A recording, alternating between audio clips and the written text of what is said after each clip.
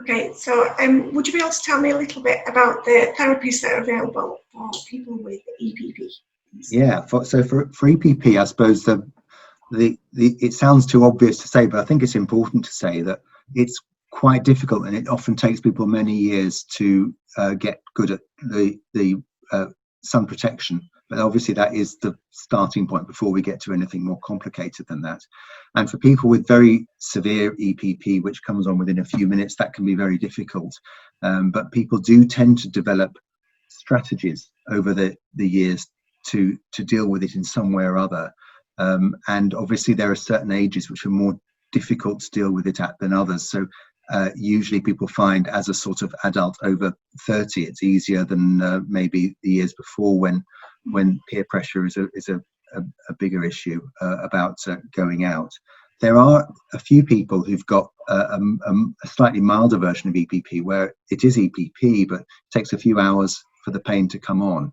For those people, they've got another strategy they can do, because they'll manage with a few hours of sun exposure, let's say on one day. But if they go out the next day, because the skin's just ready, it's been a little bit damaged the day before, but they can't feel it, can take 5 or 10 minutes to develop the pain. And so for those people with a milder form of EPP, the important thing is for them to make sure that if they have a day where they're outside a fair bit, one day, the next day has to be inside if it's sunny weather. And then the other things that we use medically in EPP, so we've got ultraviolet light treatment, and that involves going in a box which gives out ultraviolet light.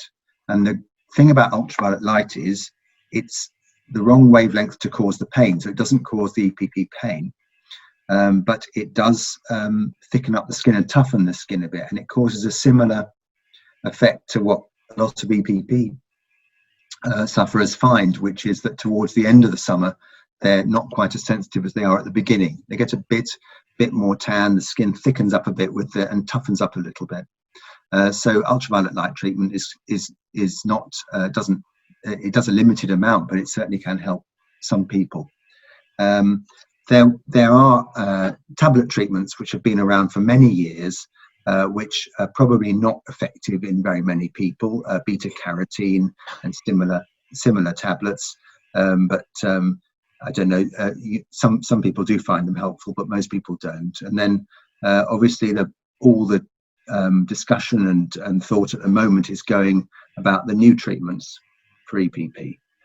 So we've all heard, I'm sure, of Scenesse, which is its chemical name is afamelanotide, and it is a drug that's given in a sort of jab. It's every couple of months a little implant is put into the skin, just below the skin, and it causes people to go brown. It was actually invented as a tanning drug, but it's since been found that it's very useful in EPP.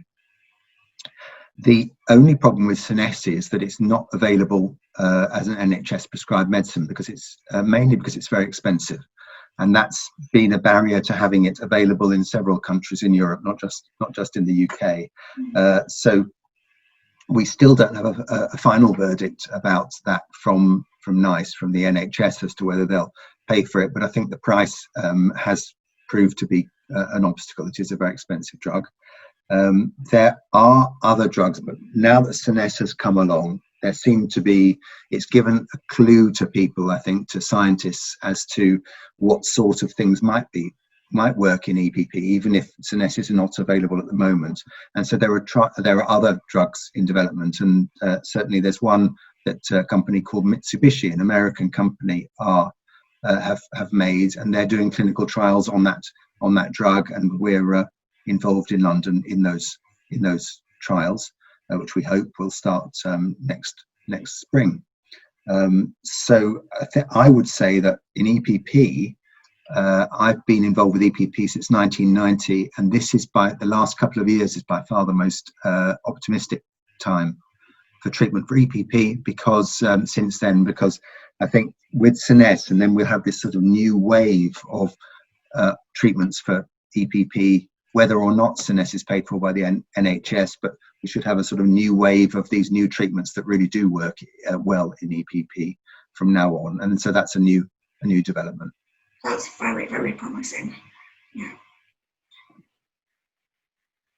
Okay, can I ask you next a little bit about what therapies are available for people with PCT? So with PCT, so I suppose there's a few things about PCT. So some people have something that's causing their PCT. That can be, an inbuilt a condition such as hemochromatosis, where too much iron builds up in the body, or it can be virus infections, hepatitis infections in some people, or other causes, or being on certain drugs, or sometimes excessive alcohol in somebody who's vulnerable to alcohol in that particular way.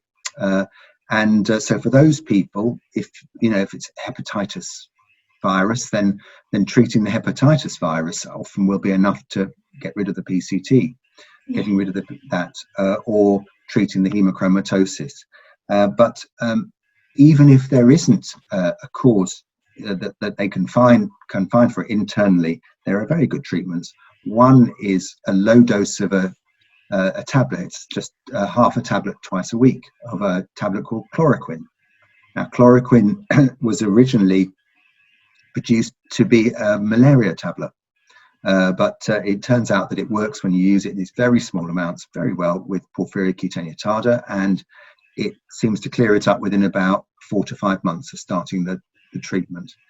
It may come back again, but it'll go away. The other treatment is venesection. That means taking blood off, often about once or twice a month, about sort of half a litre or a litre of blood per month, just simply taken away and from the body, and that can be very effective in some people with PCT. So PCT is very, very treatable. The treatments are extremely effective. That's also very reassuring. Thank you.